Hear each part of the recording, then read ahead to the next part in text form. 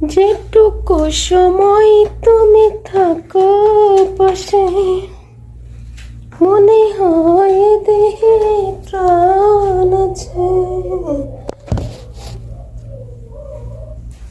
সকালবেলা ঘুম থেকে উঠেই ঝাড়ু হাতে নিয়ে আসলে আমি একটা জিনিস ভাবি যে যারা হয়তো গার্মেন্টসে, অফিসে, অন্য অন্য জায়গায় কাজ করেন, অন্তত ঈদের একটা দিন ছুটি পান। আর আমাদের ভাগ্য এমন যে ঈদের দিনেও আমরা একটা দিন ছুটি পাই না, মানে একটা ঘন্টা ছুটি পাই না।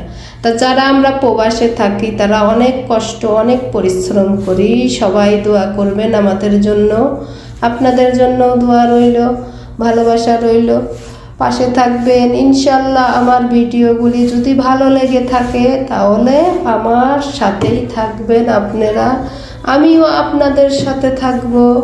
ভালো থাকবেন সবাই, সুস্থ থাকবেন। আল্লাহ হাফেজ।